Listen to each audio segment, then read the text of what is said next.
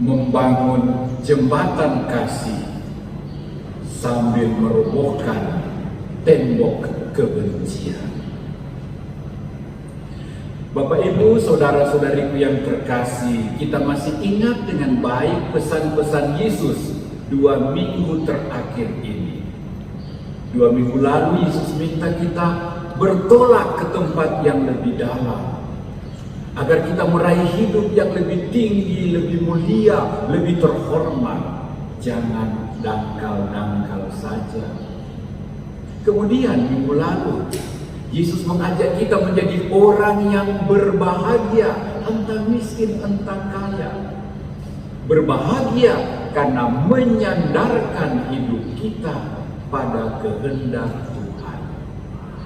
Hari Minggu ini Tuhan masih mengajak kita hidup yang lebih tinggi, yang lebih dalam, hidup yang lebih berbahagia dengan cara mengampuni. Tuhan ingin kita maju dalam hal kasih. Tuhan ingin kita bahagia karena mengasihi. Terima kasih untuk bacaan-bacaan hari ini yang sangat menolong kita untuk memahami bahwa kasih itu indah, mulia, serentak, tidak mudah, tapi mungkin. Ada buktinya? Ada. Daud dan Saul. Saul sangat memusuhi Daud, dan sementara dalam upaya hendak membunuh Daud. Dengan 3.000 serdadu dia mencari untuk membinasakan Daud.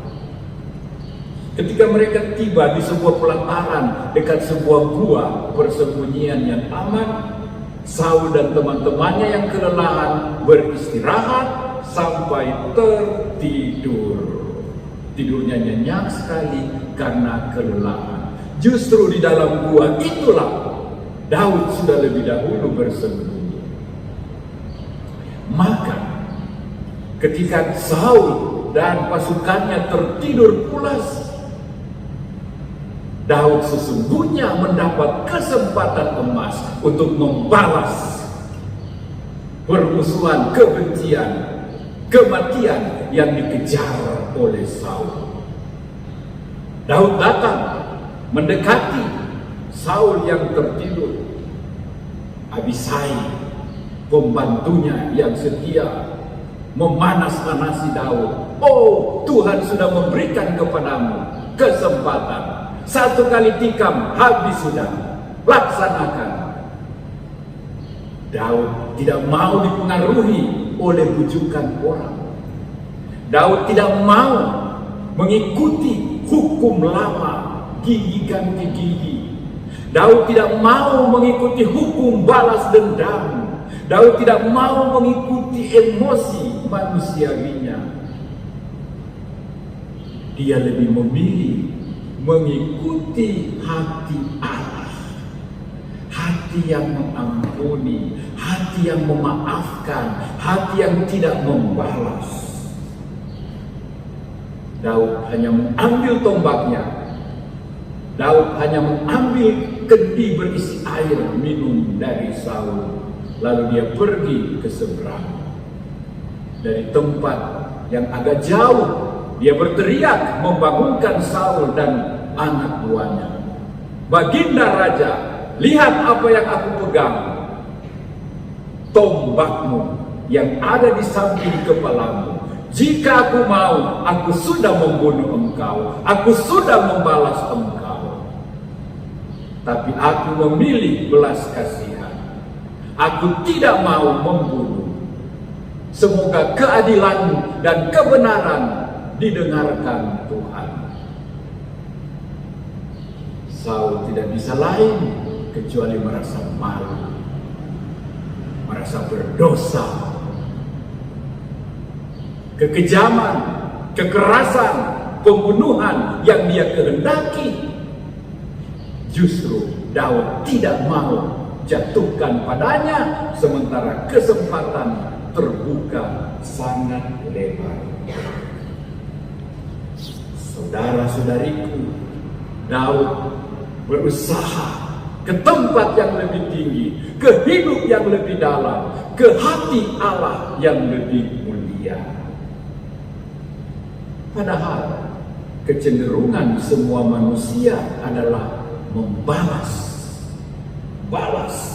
lebih kejam dari perbuatan.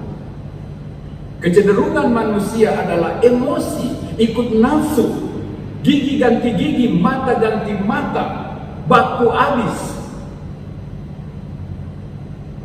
Daud berhasil naik kelas. Daud berhasil duk in altum. Sebab jika Daud balas membunuh, jika Daud bersikap jahat seperti Saul, jika Daud hanya ikut-ikutan pada bisikan orang lain, apa bedanya Daud dengan orang-orang kebanyakan?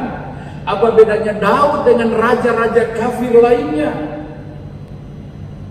Inilah juga yang Yesus tantang, yang Yesus lontarkan dan lemparkan kepada kita, ke tempat yang lebih dalam, ke hidup yang lebih membahagiakan, dengan mengampuni, bukan dengan membalas. Jika kita mencintai yang mencintai kita, kata Yesus, jika kita memberi karena nanti akan dikembalikan, jika kita menolong supaya kita nanti ditolong, apa kerennya? Apa jasa kita? Apa istimewanya? Apa nilai plusnya? Apa yang luar biasa? Tak ada yang istimewa, karena orang jahat pun, orang berdosa pun berbuat yang sama. Bacaan kedua tadi membantu kita. Adam adalah manusia pertama, tercipta dari tanah, rapuh, lemah, sangat manusiawi dan sangat duniawi. Maka dia tidak taat. Dia mencari kesombongan, dia ingin menyerupai Allah, dan dia jatuh dalam bujukan setan. Yesus adalah Adam kedua, atau manusia baru, manusia ilahi, manusia rohani, manusia surgawi. Kita semua lahir seperti Adam, tetapi kita harus bertumbuh, kita harus naik kelas, kita harus maju seperti Adam kedua, seperti Yesus yang mengampuni wanita berdosa, yang berlari menyambut anak yang hilang, yang mengampuni, memaafkan, yang menyangkal dia, yang berkhianat kepadanya, yang memberikan damai dan pengampunan serta Roh Kudus pada murid-muridnya yang lari meninggalkan dia.